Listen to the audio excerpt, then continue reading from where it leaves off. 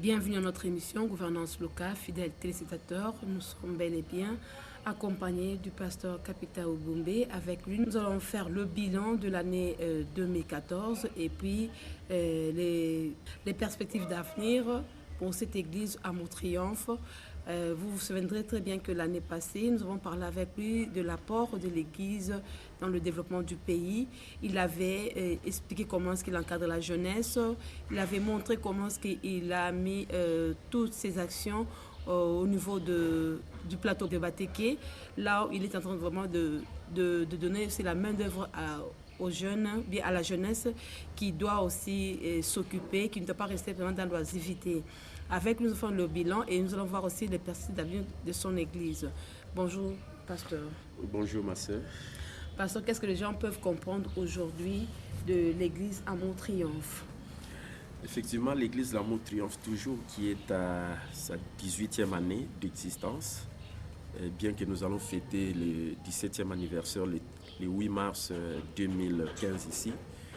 Nous avons vécu, disons, l'année 2014, qui était l'année du développement personnel, dans le sens que quand on parle du développement personnel, c'est-à-dire que on a appris aux gens de continuer toujours à apprendre, parce que plus nous apprenons, plus nous nous rendons compte que nous ne savons rien, et nous apprenons de diverses manières par les enseignements que nous donnons au travers de la parole de Dieu et la Bible, parce que c'est ça qui est d'abord plus important, et ensuite par le développement personnel que nous faisons en écoutant des cassettes, des vidéos, en suivant des vidéos qui peuvent nous édifier et assurer notre croissance personnelle.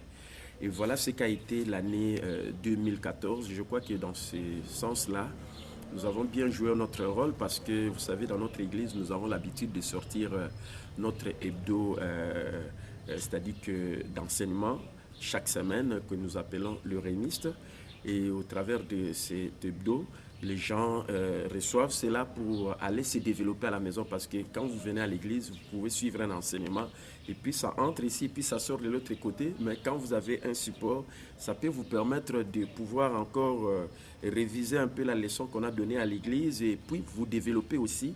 Et c'est ça qui va assurer votre croissance et pourquoi pas aussi la croissance de votre organisation. Parce que si vous croissez, vous personnellement, vous allez assurer aussi la croissance de l'organisation là où vous êtes établi.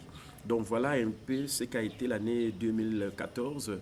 Et voilà, aujourd'hui, nous sommes déjà en l'an 2015, que nous baptisons l'année de la richesse, parce que nous disons qu'à la lumière de la parole de Dieu dans 2 Corinthiens chapitre 8, verset 9, la Bible dit que des riches qu'il était, notre Seigneur Jésus-Christ, il s'est fait pauvre sur le plan matériel et financier, bien sûr, afin que par sa pauvreté, nous soyons enrichis. Et vous voyez aujourd'hui dans le monde, partout nous entendons ces slogans, il faut lutter contre la pauvreté.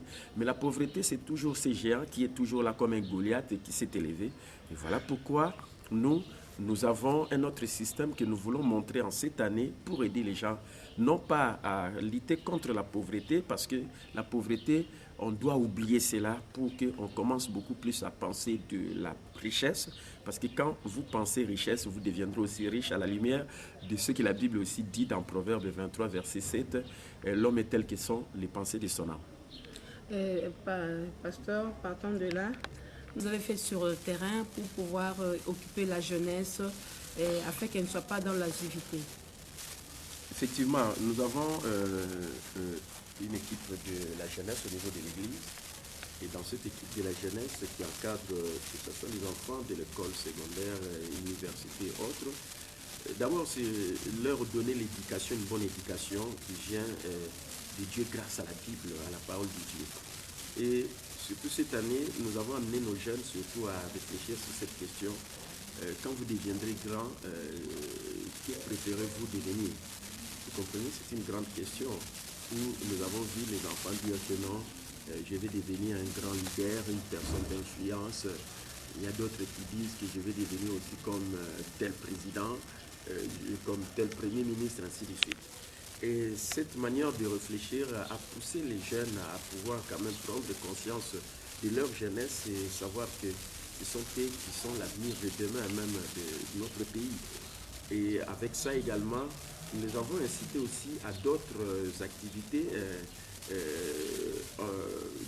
la jeunesse pour leur encadrement au niveau de l'église. Entre autres, vous savez, à chaque fois les samedis, nous avons aussi l'habitude d'arranger un peu notre environnement en faisant la propreté, des histoires comme ça. On impliquait toujours les jeunes afin qu'ils agissent dans de telles actions. Et nous avons aussi notre terrain agricole qui est à Maluku.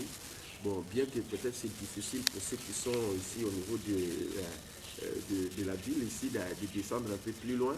Mais comme nous avons une église qui est aussi là-bas, donc il y a aussi des jeunes qui sont là et que nous initions également, que nous aidons parce qu'ils s'impliquent aussi dans ce travail agricole pour essayer aussi d'aider le terrain que nous avons là-bas afin de faire aussi l'agriculture. C'est aussi un élément important qu'il faut retenir au niveau de ce que nous avons réalisé en l'année 2014 qui vient de s'écouler. Merci beaucoup, pasteur. Comment évaluez-vous le bilan 2014 dans l'église à Montpellier? Par rapport à l'objectif que nous avons poursuivi, qui était l'année du développement personnel, c'est un bilan positif parce que nous avons donné les enseignements qui pouvaient aider les fidèles à croître. Parce que vous savez, la croissance est très importante. On dit nul n'est parfait dans la chair, mais Dieu veut que nous puissions grandir et croître spirituellement afin de ressembler à celui qui est Jésus-Christ, la tête de l'église triomphante. Cette église qui est triomphante parce qu'il a vaincu l'ennemi du diable, qui est un ennemi vaincu qui est fait détrôner et anéanti.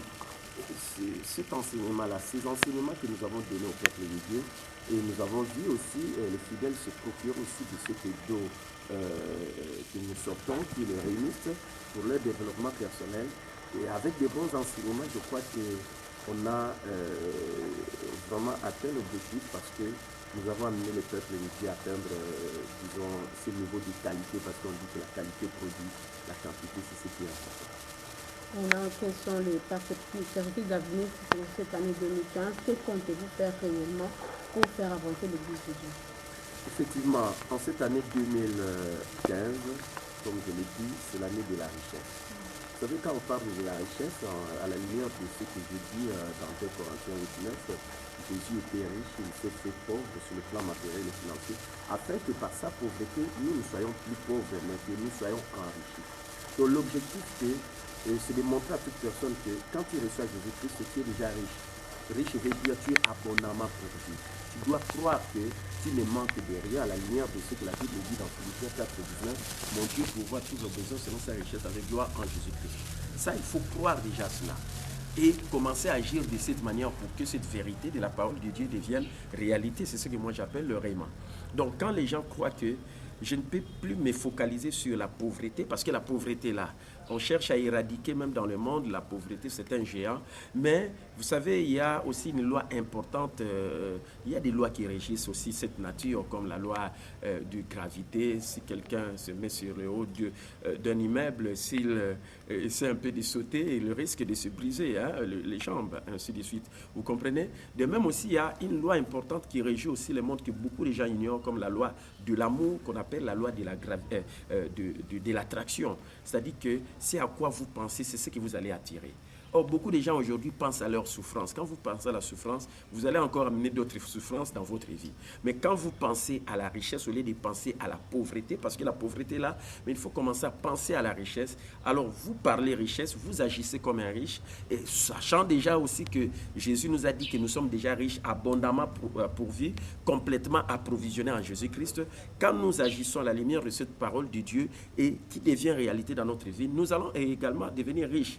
Vous savez, aujourd'hui, quand vous devenez riche, être riche veut dire aussi que vous avez assez d'argent, assez de temps aussi, et vous jouissez de votre temps pour faire aussi ce que vous désirez. Si aujourd'hui, vous avez quand même assez d'argent, ça va vous mettre dans une situation de bonheur, parce que l'argent ne fait pas le bonheur, mais le bonheur vient quand on a aussi l'argent.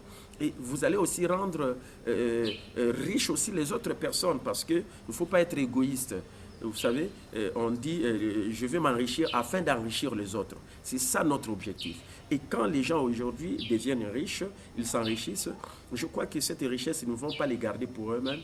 Ils vont essayer aussi d'aider d'autres personnes. Voilà notre objectif en cette année. Et surtout que nous sommes partis aussi des études que les gens ont menées dans le monde. Aujourd'hui, on dit qu'à peu près dans les 100%, il y a 95% des gens qui continuent toujours à souffrir et qui ne deviendront jamais riches. Parce que dans les 95%, il y a au moins 5% des gens qui continuent à travailler aujourd'hui, parce qu'ils travaillent dans leur société, ils sont des employés. Et il y a au moins à peu près plus de 50%, 54% des gens qui dépendent soit de l'État, soit de l'Église, soit de leur famille, parce qu'ils ne travaillent pas, ce sont des chômeurs. Et il y a à peu près plus de 34% des gens qui sont déjà morts parce qu'ils voulaient quand même vivre une vie heureuse dans le bonheur, mais ils n'ont pas vécu cela, et malgré tout ce qu'ils ont fait, mais ils se sont retrouvés en fin de compte des gens qui ne sont plus avec nous. Vous voyez un peu ce tableau sombre-là des 95%, à part le 5%, qui sont toujours dans la vie active, dans le travail, mais qui ne les amènera jamais à devenir riches. S'il n'y a que 5% des gens, que les gens me suivent très bien, ou dans les 5%, il y a seulement 4% des gens qui sont indépendants financièrement et 1% qui sont des riches. Or, la plupart des gens aujourd'hui qui sont des riches, d'après aussi les statistiques, on dit que 1% des riches, peut-être ce sont des gens qui contrôlent au moins plus de 66% de l'argent ici sur la terre. 1% seulement des riches. Tandis que le 4% là, ce sont des gens qui sont devenus indépendants financièrement et ce sont ces gens-là qui vivent une meilleure vie. Et voilà pourquoi nous avons dit que, alors à ce moment-là, quel est le système que nous allons suivre? Est-ce qu'on doit suivre le 95% où les gens peut-être seront toujours là en train de travailler, mais peut-être ils ne se retrouvent toujours pas? Non, il faut suivre les 5%. Parce que nous avons aussi droit d'être dans les 5% là où il y a des riches, même s'ils sont 1%, connaître un peu comment ils ont pu quand même contrôler les plus de 66% de l'argent qui se trouve ici sur la planète Terre. On parle aussi aujourd'hui des milliardaires comme des Bill Gates et autres, il y a des multimilliardaires, il y a aussi des gens qui sont riches. Mais pourquoi ces gens-là sont devenus riches? C'est parce qu'ils ont aussi appris, ils ont découvert quelque chose que nous aussi, nous sommes appelés aussi à découvrir pour que nous devenions aussi comme eux. Et dans le 4%, pour que les gens deviennent indépendants financièrement. Mais on devient indépendant financièrement quand on devient propriétaire de son entreprise, PDG de ses propres affaires, on devient investisseur. Investisseur, c'est-à-dire l'argent commence à travailler pour vous. Or, si vous êtes employé, c'est vous qui allez continuer toujours à travailler pour l'argent.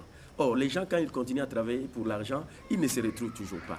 Vous comprenez? Mais quand vous apprenez comment l'argent peut commencer à travailler pour vous, alors à ce moment-là, vous devenez financièrement libre et vous pouvez être quelqu'un qui vit dans le bonheur et vous allez aussi partager ce bonheur avec d'autres personnes. Et voilà pourquoi nous nous focalisons. Moi, en tant qu'économiste, c'est quelqu'un qui lit aussi beaucoup et quelqu'un qui veut apporter aussi quelque chose dans ce pays. Et nous disons qu'en 2030, il faut faire de ce pays un pays émergent. Mais comment? Et je suis pasteur, je dirige les gens, je vois comment la pauvreté est là, les gens viennent à l'église et n'arrivent pas à donner des dîmes et des offrandes. Mais il faut trouver la solution. Et la solution, moi, je crois que c'est cette solution-là. C'est pourquoi j'ai commencé à partir du 14 janvier de cette année la formation sur l'éducation financière. Ça, c'est parce que c'est ce qui manque à beaucoup de gens aujourd'hui. On nous a appris telle chose, apprenez telle chose. Mais ce qui est important, qu'on devrait faire apprendre aux gens, c'est l'argent parce que tout tourne autour de l'argent. Mais les gens ne savent pas comment on gagne cet argent, comment cet argent il faut le protéger auprès des prédateurs, comment gérer cet argent avec des outils de gestion, comment fructifier cet argent. Et il faut apprendre aux gens ces choses-là et c'est ça qui va leur permettre aussi d'atteindre cette liberté financière et devenir propriétaire de leur entreprise et commencer aussi à contribuer au développement du pays. Donc voilà cette année 2015, l'année de la richesse. Étant un économiste, moi j'ai terminé à l'université il y a en 1985, j'ai travaillé dans la vie professionnelle au Conseil permanent de la comptabilité au Congo. Je connais très bien la comptabilité, mais aujourd'hui, Dieu m'a appelé dans le ministère, mais ce sont ces choses que je ne peux pas laisser de côté. Il faut que j'amène ça également au niveau du corps de Christ, comme aussi à tout le monde, pour apporter cela, afin que les gens se retrouvent. Aujourd'hui, les gens cherchent à travailler, mais il n'y a pas d'emploi. On ne voit pas les gens qui créent de l'emploi. Et nous voulons montrer aux gens qu'eux-mêmes, ils peuvent créer de l'emploi en devenant propriétaires de leur propre entreprise comme entrepreneurs et investisseurs. Donc voilà la vision de cette année 2015. Et nous le ferons aussi avec la grâce de Dieu, par la parole de Dieu que nous communiquons, parce qu'il n'y a que la parole de Dieu qui peut rendre les gens riches. Parce que Abraham, quand Dieu lui a dit, partait dans un pays où il ne connaissait pas. Et il a écouté tout simplement la parole. Il a mis confiance en cette parole et c'est cette parole qui l'a enrichi parce qu'en fin de compte, on a dit qu'Abraham, à la fin de sa vie, était devenu vieux, il était avancé en âge et Dieu l'a béni en toutes choses. Et nous voulons que les gens comprennent aujourd'hui que, comme ils sont là, qu'ils nous comprennent que, comme ils sont là, comme ils sont en train de nous suivre, les gens doivent comprendre que ils doivent terminer leur vie, non pas comme ils sont en train de les vivre aujourd'hui, mais ils doivent terminer leur vie comme Abraham a terminé sa vie. On dira d'eux que Dieu vous a béni en toutes choses. Le pasteur Kapita Obumbe appelle la jeunesse, tout le monde au travail. Pasteur, mais vous savez très bien, nous allons prendre notre aspect de la vie. Notre société est minée des enfants, communément appelés Kuluna. Et vous, en tant que pasteur, vous êtes en train de miser beaucoup plus sur le développement de la RDC et vous encadrez les foyers. Qu'est-ce qui peut être à la base de ces phénomènes-là, Kuluna? Nous sommes maintenant en 2015. Qu'est-ce faut-il faire pour combattre ce fléau-là? Merci pour votre question. Je vous dis, je crois que les gens connaissent le pasteur Kapita, surtout avec cette particularité libanais-bien, avec ma charmante épouse chérie Adolphine. Et quand nous parlons du Balésabien, c'est-à-dire que nous voulons que les gens puissent vraiment vivre une bonne vie conjugale et essayer un peu de protéger leur famille. Et protéger la famille parce que quand Dieu vous a donné des enfants, il faut assurer l'éducation de ces enfants et leur meilleur avenir. Mais aujourd'hui, quand on voit ces enfants se retrouver dans la rue comme ça, c'est parce que c'est d'abord un problème de responsabilité des parents. Parce qu'un parent qui sait bien encadrer ses enfants, je crois qu'on ne peut pas retrouver son enfant dans la rue. Ça, c'est la première chose. Donc, il faut que les parents arrivent à assumer leurs responsabilités en tant que parents, parce qu'un jour, ils rendront compte à Dieu de la manière dont ils ont géré même leur foyer. Vous comprenez? Donc, ça, c'est la première chose. Et la deuxième chose, mais aujourd'hui, ces enfants sont dans la rue. Bon, au lieu de regarder tout simplement ces problèmes et rester impuissants, il faut apporter la solution. Voilà pourquoi, au niveau même de cette année de la richesse, où moi je donne la formation financière pour aider les gens à créer, à devenir propriétaires de leur entreprise et pourquoi pas aussi à devenir riches comme des riches de Bill Gates, parce que c'est question seulement d'avoir cette connaissance et connaître cela comme eux ils ont connu cela et ils sont devenus riches. Vous savez, un jour la mère de Bill Gates le cherchait et puis quand il était encore jeune et puis en les cherchant il ne l'a pas vu dans la parcelle et puis il avait l'habitude de se retrouver c'est-à-dire que dans le sous-sol, là où il faisait ses recherches. Et quand sa mère est descendue là-bas, elle l'a vu et directement, elle a dit, mais Bill, je t'ai cherché. Et Bill Gates répondra à sa mère pour dire, mais je pense. Voilà la réponse qu'il a donnée, je pense. Et après, il va répliquer pour dire à sa mère, ne penses-tu jamais? Voilà ce qu'il a dit à sa mère. C'est pour dire tout simplement que les gens qui pensent, qui réfléchissent, ce sont des gens aussi qui font des grandes choses ici sur la terre. Parce que la Bible dit, l'homme est tel que sont les pensées de son âme. Donc, il faut que les gens arrivent maintenant à réfléchir. Quand ils voient une situation telle que, par exemple, les enfants Kuluna, mais quelle est la solution que nous pouvons apporter? C'est pourquoi vous voyez que nous, dans notre particularité Liba-les-Abiens, quand nous parlons de Liba-les-Abiens, aujourd'hui, avec l'année 2015, l'année de la richesse, moi, je donne la formation financière, mais mon épouse donne la formation professionnelle. Professionnel veut dire quoi? C'est-à-dire apprendre à quelqu'un un métier. Au lieu de rester comme ça, vous venez, on vous forme, par exemple, vous saurez comment faire, par exemple, le gâteau d'anniversaire, comment faire la bactérole, comment faire, par exemple, la peinture, toutes ces choses-là. C'est ce que mon épouse apprend aux gens dans le cadre de notre particularité Liba-les-Abiens, que nous appelons Liba-les-Abiens et associés, parce qu'aujourd'hui, nous disons que nous avons aussi cette entreprise-là de formation. Nous formons les gens. Elle, de son côté, elle forme les gens dans le métier. Moi, je forme les gens dans le côté éducation financière pour que quand tu apprends un métier, tu vas maintenant commencer à travailler pour gagner l'argent. Ça, c'est la première chose. Là, tu seras, par exemple, un travailleur autonome, mais dans une petite dimension. Mais moi, avec l'éducation financière, je vais t'aider maintenant à voir un peu plus grand pour devenir un entrepreneur avec une grande entreprise. Peut-être en commençant par le métier que tu as appris auprès de quelqu'un comme mon épouse Adolphine qui donne la formation au métier. Et moi, maintenant, je te donne l'éducation financière pour atteindre un niveau plus élevé, devenir aussi un grand entrepreneur, un investisseur. Alors, à ce moment-là, l'argent va commencer à travailler pour toi parce que tu vas créer un actif, même si toi, tu ne travailles pas, mais cet actif-là va travailler à ta place et tu vas commencer à générer un revenu qu'on appelle aujourd'hui les revenus résiduels. Vous comprenez? Donc, ce sont toutes ces choses-là que nous sommes en train de faire. Moi, de mon côté, la formation financière, mon épouse, la formation professionnelle, c'est-à-dire au métier. Parce que quelqu'un aujourd'hui, s'il est Koulouna, il cherchera à aller faire du mal à quelqu'un pour avoir l'argent. Mais s'il a appris un métier, je crois qu'il ne le fera pas. Avec ces métiers, il va commencer maintenant à gagner sa vie. Et puis, quand on lui donne encore une connaissance plus élevée, alors à ce moment-là, il va acquérir la mentalité d'un entrepreneur. Et c'est la même personne que vous verrez demain et qui deviendra un grand homme d'affaires, une grande femme d'affaires. Et il fera que ce pays puisse devenir vraiment un pays émergent. Nous vous demandons de donner un message au peuple congolais par rapport au développement, par rapport à l'encadrement de la jeunesse, surtout parce que la jeunesse, c'est ça l'avenir du pays. Et aussi un message pour tous les couples qui doivent encadrer leurs enfants pour ne pas les laisser dans la rue afin de déranger l'État congolais et de mettre les gens mal à l'aise pour vivre dans ce pays. Comment vous avez ce message-là? Merci. Je crois que mon message, c'est un message de responsabilité, d'abord au niveau des parents. S'ils assument leurs responsabilités, je crois qu'ils vont bien encadrer leurs enfants.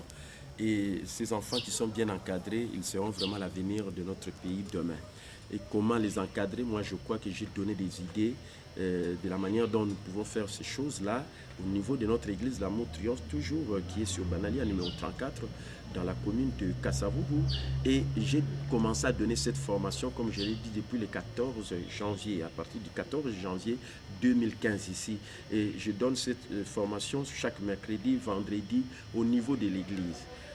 Réalisez un peu que vous pouvez venir, vous dépensez seulement un petit rien, j'ai dit par exemple les $10, mais qui va vous amener à avoir demain $1000, $1 million, parce que nous disons que nous sommes aussi des enfants, des millionnaires, parce que quand on dit on est riche, on pense aussi à devenir millionnaire, parce que ce n'est pas aussi exclu.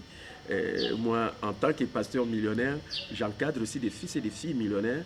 Et quand ils ont cette mentalité, ils diront, ok, Dieu a mis les potentiels à moi que je dois libérer au maximum. Et quand je libère ce maximum, alors il faut commencer à aider les gens. Et quand vous aidez les gens, c'est de cette manière-là qu'il y aura cet échange-là. Avec ce que toi tu es en train de faire, on va te rémunérer et tu vas commencer à gagner ta vie. Donc, que chacun prenne sa responsabilité. Que personne n'attende que quelqu'un d'autre vienne l'aider à faire quelque chose, mais que chacun prenne sa responsabilité, qu'il dise que ce n'est pas pour rien que Dieu m'a mis ici sur la terre. Je dois jouer un rôle important, je dois avoir le succès. Et le succès, c'est quoi? C'est-à-dire connaître le but pour lequel Dieu vous a créé, libérer votre potentiel au maximum et commencer à aider les autres. Et ce n'est que de cette manière que, si nous faisons les choses de cette manière-là, je crois que nous allons vraiment changer notre environnement, notre pays, et nous ferons vraiment surtout de notre pays, la RDC, un pays émergent, comme nous le disons, d'ici 2030. C'est possible. C'est question seulement de prendre la décision et d'être déterminé et d'être discipliné et de ne pas abandonner, parce que Dieu utilise les gens qui n'abandonnent jamais. Voilà, donc ceux qui nous ont suivis, si vous voulez peut-être nous atteindre et être aidés dans ce sens des choses que nous venons de dire, notre numéro c'est 099 99 370 79, 099 99 370 79, 089 555 70 42, 089 555 70 42, 099 99 370 79, et nous sommes sur Banalia numéro 34 dans la commune de Kassavubu, juste croisement avenue Gambela, premier, deuxième parcelle, Banalia numéro 34, là où se trouve le siège de l'église L'Amour Triomphe toujours et notre centre de formation Raymond. À la fin de notre émission, vous avez très bien suivi le pasteur Kapita Ubombe. Avec lui, nous allons parler de développement, comment est-ce que l'Église peut apporter son apport au développement de la RDC pour qu'il soit un pays émergent. Restez branchés sur le programme de la RTNC, ne les zappez pas. Au revoir.